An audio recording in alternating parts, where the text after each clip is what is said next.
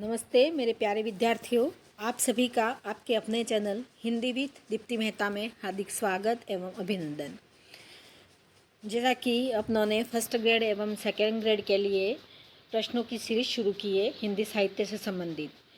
पहला वीडियो था अपना 15 क्वेश्चन थे, जिसके अंतर्गत इतिहास, लेखन, परंपरा, नामकरण व काल विभाजन और आगे के 15 क्वेश्चन भी इसी के ऊपर है। उसके पश्चात आदिकाल शुरू करेंगे।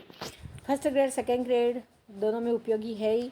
इसके अलावा संस्कृत विभाग से भी फर्स्ट ग्रेड सेकेंड ग्रेड हो रही है, या अन्य किसी में भी जो यहाँ पर हिंदी साहित्य का इतिहास आता है, सभी में बहुत ही उपयोगी है ये प्रश्न।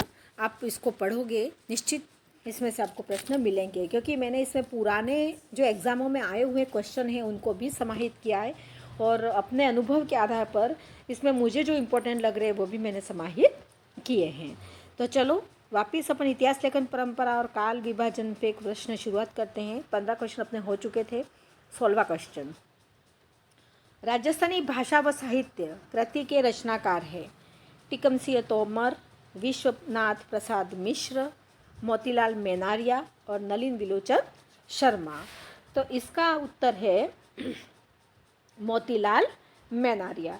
अब आपके दिमाग में आया होगा कि टीकम सिंह तोमर की रचना कौन सी है, तो हिंदी वीर काव्य इनकी रचना है, और विश्वनाथ प्रसाद मिश्र ये मैं तुमको आगे बताऊंगी, क्योंकि हिंदी साहित्य बता देती चलो। हिंदी साहित्य का अतीत, और नलिन विलोचन शर्मा तो इनकी पुस्तक है हिंदी साहित्य का इतिहास दर्शन। पता चल गया होगा। मोतीलाल मेनारिया जो अपनों ने ऊपर लिखी है राजस्थानी भाषा व साहित्य, टीकम सिंह तोमर हिंदी वीर काव्य, विश्वनाथ प्रसाद मिश्र की पुस्तक है हिंदी साहित्य का अतीत, और नलिन विलोचन शर्मा की पुस्तक है साहित्य का इतिहास दर्शन। तो एक के साथ मैंने आपको चारों बता दिए, और इसका राइट उत्तर है मोतीलाल मेनारिया। मोतीलाल मेनारिया ने भी 3 पुस्तकें लिखी है। राजस्थानी भाषा व साहित्य तो लिखा ही है, साथ में राजस्थानी पिंगल साहित्य भी लिखा है, और डिंगल में वीर रस ये भी इनकी रचना है। दूसरा है हिंदी साहित्य का आदिकाल। हिंदी साहित्य का आदिकाल रचना का प्रकाशन वर्ष है। मैं अगले वाले वीडियो में आपको इसका बता चुकी हूँ कि इसके लेखक कौन है। फिर भी आप मुझे कमेंट्स करके बताना, मैं यहाँ नहीं बता रही हूँ कि हिंदी साहित्य का आदिकाल किसका है। आपको इसका प्रकाशन वर्ष बताना है 1951, 1953, 1954 और है 1952। तो इसका आंसर है, आपको मैं बता देती हूँ, 1953। आपको बताना है हिंदी साहित्य का आदिकाल किसका है। नेक्स्ट है क्वेश्चन, रामचंद्र शुक्ल ने किस कवि को हिंदी का प्रथम महाकवि माना। तो इसका आंसर है, आपको सीधा सीधा बता देती हूँ मैं। देखो, पहला है चंद्रवरदाय, दूसरा है सूरदास, तीसरा है तुलसीदास और चौथा है मुंज कवि। तो इसका आंसर आपके हैं रामचंद्र शुक्ल ने हिंदी का प्रथम महाकवि किसको माना है, तो चंद्रवरदाय को। चंद्रवरदाय से संबंधित आगे अपन विस्तृत पढ़ेंगे। उत्तर अपभ्रंश ही पुरानी हिंदी है किसने कहा। ये कोटेशन है। उत्तर अपभ्रंश ही पुरानी हिंदी है किसने कहा है। आचार्य रामचंद्र शुक्ल ने, चंद्रधर शर्मा गुलेरी ने, गणपति चंद्र गुप्त ने और डॉक्टर रामकुमार वर्मा ने। तो किसने कहा उत्तर अपभ्रंश ही पुरानी हिंदी है, तो यह कहा है चंद्रधर शर्मा गुलेरी। पुराने एग्जामों में क्वेश्चन आ चुका है। ये भी कॉलेज व्याख्याता में क्वेश्चन आया है, और फर्स्ट ग्रेड में भी आया है। इंपॉर्टेंट क्वेश्चन है, हाई लेवल का क्वेश्चन है वैसे ये, पर पूछा जाता है तो हम इसको गलत ना करें। हिंदी साहित्य इतिहास से संबंधित किस ग्रंथ में 693 ईस्वी से 1693 ईस्वी तक की कालावधि को ही समाहित किया गया है, यानी इसके पश्चात कवियों का कोई वर्णन नहीं मिलता है। 693 ईस्वी से 1693। तो शिव सिंह सरोज, हिंदी साहित्य उद्भव और विकास, हिंदी साहित्य का आलोचनात्मक इतिहास और हिंदी साहित्य का दूसरा इतिहास, कौन से ग्रंथ में ये मिलता है, इतने सन से इतने सन के बीच में ही वर्णन। तो इसका आंसर है आपके हिंदी साहित्य का आलोचनात्मक इतिहास। ध्यान रखिएगा, इन सब के बारे में आगे क्वेश्चन आ रहे हैं, इसलिए डिटेल नहीं बता रही हूँ। काशी नागरी प्रचारणी सभा द्वारा प्रकाशित हिंदी साहित्य का वृहत इतिहास में कुल प्रकाशित खंड कितने हैं। ठीक है, यहाँ मैंने पूछा, ध्यान रखना, कुल प्रकाशित खंड वैसे कुल खंड पूछे आपको तो 16 + 2 18 थे। 16 पहले और 2 बाद में थे, तो 18 खंड थे, पर 2 खंड प्रकाशित नहीं हुए थे, तो 16 खंड प्रकाशित थे। तो कुल प्रकाशित खंड कितने? 16। और कुल ऐसे खंड कितने हैं? तो 18 खंड। और इसके छठे खंड में रीतिकार की भूमिका डॉक्टर नगेंद्र का वर्णन है। आपको पूछे कुल प्रकाशित खंड 16, कुल खंड 18। एक बार ये फर्स्ट ग्रेड में क्वेश्चन आया भी है। साहित्य का इतिहास दर्शन किसका ग्रंथ है? नलिन विलोचन शर्मा का, राममूर्ति त्रिपाठी का, वासुदेव सिंह का और विश्वनाथ प्रसाद मिश्र का। तो आपको बताना है कि साहित्य का इतिहास दर्शन किसका ग्रंथ है।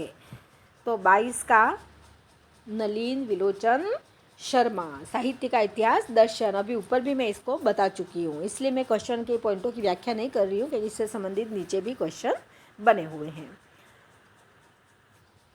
सरहपाद को हिंदी का प्रथम कवि मानने वाले विद्वान हैं, है ना। सरहपाद को हिंदी का प्रथम कवि मानने वाले विद्वान हैं। मैं आपको बता भी चुकी थी, ट्रिक के सहित बताई थी, पर फिर भी आपको याद नहीं हो तो देख लेना। डॉक्टर रामकुमार वर्मा, राहुल सांस्कृत्यायन, आचार्य रामचंद्र शुक्ल और शिवसिंह सेंगर। तो किसने माना सरहपाद को? तो डॉक्टर रामकुमार डॉक्टर नहीं, राहुल सांस्कृत्यायन। स से सरहपाद और स से सांस्कृत्यायन, ऐसे याद रखना है। ऐसे मैंने आपको बताया था कि पहला कवि कौन सा है। अधिकतर राहुल सरहपाद वाला, राहुल सांस्कृत्यायन वाला क्वेश्चन एग्जाम में पूछा जाता है। डॉक्टर रामकुमार वर्मा, मैं आपको बता दूं, इन्होंने पहला कवि किसको माना है? तो डॉक्टर रामकुमार वर्मा ने स्वयंभू को माना है। किसको माना है? स्वयंभू को। आपको नाम से ही पता चल जाएगा, स्वयंभू को। और आचार्य रामचंद्र शुक्ल ने प्रथम कवि किसे माना है? तो अभी मैंने ऊपर वाले क्वेश्चन में आपको बताया कि चंद्रवरदाई को उन्होंने महाकवि माना है, ठीक है। और शिव सिंह सेंगर ने किसको माना है? तो पुष्य या पुंड को माना है, पुष्य या पुंड को, ठीक है। ये चारों आपके ऑप्शंस क्लियर हो गए। ये याद रखने आपको, एग्जाम में बार बार पूछे जाते हैं।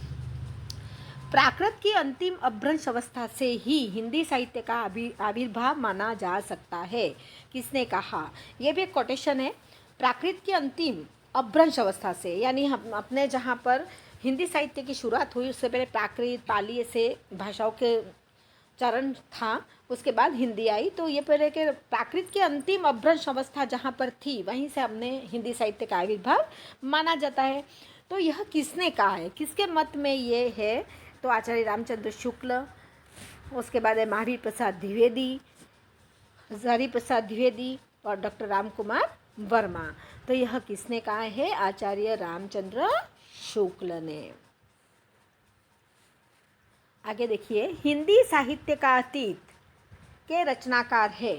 25 नंबर क्वेश्चन अभी मैं बता चुकी हूँ, बार बार इसका ज़्यादा विश्लेषण नहीं करूँगी। विश्वनाथ प्रसाद मिश्र का है। इसके बाद आगे हैं, श्रावकाचार्य को हिंदी साहित्य की प्रथम रचना मानने वाले विद्वान कवि है। श्रावकाचार्य को हिंदी साहित्य की प्रथम रचना मानने वाले विद्वान कवि कौन है? आचार्य हजारी प्रसाद द्विवेदी है कि रामचंद्र शुक्ल है कि गणपति चंद्र गुप्त है कि डॉक्टर नगेंद्र? ये डॉक्टर के आगे यहाँ डॉट आता है ना, तो कौन है? यहाँ डॉक्टर के आगे डॉट लगा देना। इन चारों में से कौन है? तो आपको मैं बता देती हूँ, श्रावकाचार्य को हिंदी साहित्य की प्रथम रचना मानने वाले कवि है अपने आचार्य रामचंद्र शुक्ल। 27वां क्वेश्चन है अपना, रीतिकाल की भूमिका ग्रंथ किसके द्वारा प्रकाशित है या रचित है? डॉक्टर रामकुमार वर्मा, ये डॉक्टर के आगे सबके आगे लाघव चिन्ह लगेगा। डॉक्टर रामकुमार वर्मा, डॉक्टर नगेंद्र, नलिन विलोचन शर्मा, गणपति चंद्र गुप्त। तो रीतिकाल की भूमिका ग्रंथ किसके द्वारा रचित है, प्रकाशित है? तो डॉक्टर नगेंद्र के द्वारा, ठीक है। आगे 28वां क्वेश्चन देखते हैं अपन। डॉक्टर रामकुमार वर्मा द्वारा रचित इतिहास ग्रंथ है। हिंदी साहित्य का इतिहास, हिंदी साहित्य का दूसरा इतिहास, हिंदी साहित्य का अतीत, सारी रचनाएं मैं आपको बता चुकी हूँ। हिंदी साहित्य का आलोचनात्मक इतिहास, तो डॉक्टर रामकुमार वर्मा द्वारा रचित इतिहास ग्रंथ है हिंदी साहित्य का आलोचनात्मक इतिहास। और ये आपको पता भी है हिंदी साहित्य का इतिहास किसका है, सबको पता है कि ये किसका है। और हिंदी साहित्य का दूसरा इतिहास बच्चन सिंह का, हिंदी साहित्य का अतीत अभी ऊपर ही मैंने आपको बताया है किसका है, तो आप बार बार इसको रिवाइज करिएगा तो आपको ये रचनाएं याद हो जाएगी कौन सी रचना किसकी है। ठीक है, आगे बढ़े अपन। इनमें से कौन सा ग्रंथ आचार्य हजारी प्रसाद द्विवेदी द्वारा नहीं लिखा गया? मतलब इसमें से 3 ग्रंथ ऐसे हैं जो आचार्य हजारी प्रसाद द्विवेदी जी द्वारा रचित है और एक ग्रंथ नहीं है। देखिए, हिंदी साहित्य का आदिकाल, हिंदी साहित्य का दूसरा इतिहास, हिंदी साहित्य की भूमिका, हिंदी साहित्य का उद्भव व विकास। तो हिंदी साहित्य का आदिकाल है, हिंदी साहित्य की भूमिका भी है और हिंदी साहित्य का उद्भव एवं विकास भी है। पर अभी तुरंत मैंने ऊपर बताया है कि हिंदी साहित्य का दूसरा इतिहास किसके द्वारा रचित है? बच्चन सिंह के द्वारा रचित है। तो दूसरा इतिहास है जो हजारी प्रसाद द्विवेदी द्वारा रचित ग्रंथ नहीं है। ये महत्वपूर्ण है, तीनों ग्रंथ आप याद रखिएगा द्विवेदी जी के। पहले जैसे गाथा या गहा कहने से प्राकृत का बोध होता था। क्या कहने से? गाथा या गहा कहने से कौन सी भाषा का बोध होता था? प्राकृत का। वैसे ही पीछे डैश डैश डैश है ये कहने से अपभ्रंश या लोक प्रचलित काव्य भाषा का बोध होने लगा। ये किसने कहा है कोटेशन? आचार्य शुक्ल के इस कथन के रिक्त स्थान में होगा। मतलब यहाँ पर क्या आएगा? तो गाथा या गहा कहने से तो प्राकृत का बोध होने लगा, तो क्या कहने से अपभ्रंश या लोक प्रचलित काव्य भाषा का बोध होने लगा? ये शुक्ल जी पूछना चाह रहे हैं। तो चौपाई या चौपई, रासो या रासक, दोहा या दूहा या छप्पय। तो क्या कहने से? दोहा या दूहा कहने से अपभ्रंश का या लोक प्रचलित भाषा का प्रयोग होने लगा या बोध होने लगा। तो यहाँ क्या आएगा? दोहा या दूहा। तो बच्चों, अपने यहाँ 15 क्वेश्चन आज के समाप्त होते हैं। ऐसे 2 वीडियो मिला के अपने 30 क्वेश्चन समाप्त हुए। जो इम्पोर्टेंट क्वेश्चन है उन्हीं को मैंने डाला है और ये पूरी सीरीज़ 30 क्वेश्चन की आपके इन टॉपिकों से समाप्त हो गई है। आपको टॉपिक पता ही है, ये टॉपिक थे अपने इतिहास, लेखन, परंपरा, नामकरण व काल विभाजन। आगे वाला अपन आदिकाल से बनाएंगे। आदिकाल से जितने भी प्रश्न बने, 50 बने, 30 बने, जितने भी बने उतने अपन वीडियो 15-15 के सीरीज़ में डालेंगे। आप पढ़ो तो पहले से पढ़ के भी रखना, तो आपको क्वेश्चन के आंसर भी मिल जाएंगे। आपको मेरा पढ़ाना अच्छा लगा हो, मेरा समझाना अच्छा लगा हो, मेरे प्रश्नों की भाषा शैली अच्छी लगी हो, तो आप मेरे वीडियो को ज़्यादा से ज़्यादा लाइक करें, शेयर करें, मेरे चैनल को सब्सक्राइब करें। तो मुझे और भी मेहनत करने की इच्छा होगी और भी मैं अच्छे एग्ज़ाम में आने लायक क्वेश्चनों की सीरीज़ आगे डालती रहूँगी। इसी के साथ धन्यवाद। जय हिंद, जय भारत।